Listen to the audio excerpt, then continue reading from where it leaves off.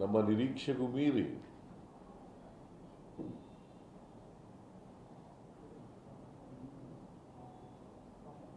ಜನ ಅಭಿಮಾನಿಗಳು ಸೇರಿದರು. ವಿಧಾನಸೌಧದ ಎದುರುಗಡೆ ಸುಮಾರು 1,00,000ಕ್ಕೂ ಹೆಚ್ಚು ಜನ ಸೇರಿದ್ರು.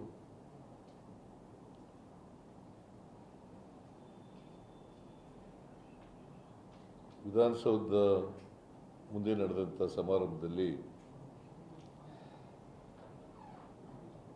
ಯಾವುದೇ ಅನಿರೀಕ್ಷಿತ ಘಟನೆ ನಡೆದಿಲ್ಲ, ದುರಂತ ನಡೆದಿಲ್ಲ.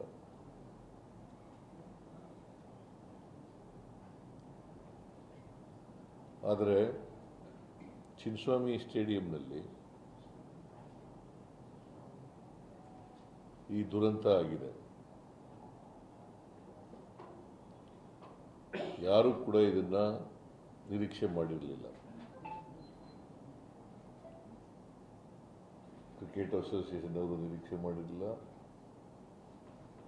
ನಾವು ಕೂಡ ನಿರೀಕ್ಷೆ ಮಾಡಿರಲಿಲ್ಲ. ಕಾರಣ ಯಾಕಪ್ಪ ಅಂತಂದ್ರೆ, ಕ್ರಿಕೆಟ್ ಸ್ಟೇಡಿಯಂನಲ್ಲಿ 35,000 ಜನ ಕೂತ್ಕೊಳ್ತಕ್ಕಂಥ ಆಸನ ಇರ್ತಕ್ಕಂಥದ್ದು.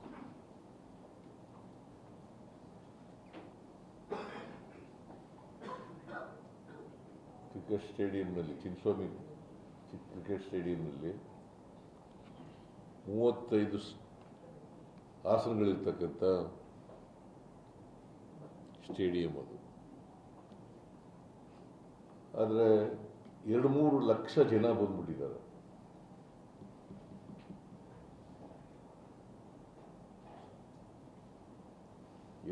ಲಕ್ಷ ಜನ ಬಂದಿದ್ದಾರೆ. ಮತ್ತೆ ನಿನ್ನೆ ಮ್ಯಾಚ್ ನಡೆದಿರೋದು ಸಾಯಂಕಾಲ, ನಮಗೆ ಬೆಳಿಗ್ಗೆ ಇದನ್ನು ಮಾಡಿರ್ತಕ್ಕಂಥದ್ದು ಕ್ರಿಕೆಟ್ ಅಸೋಸಿಯೇಷನ್ ಅವರು. ಹಾಗಾಗಿ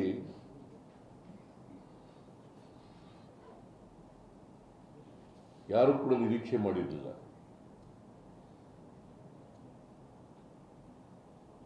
ಇಷ್ಟು ಜನ ಬರ್ತಾರೆ ಅಂತ ನಿರೀಕ್ಷೆ ಮಾಡಿರಲಿಲ್ಲ.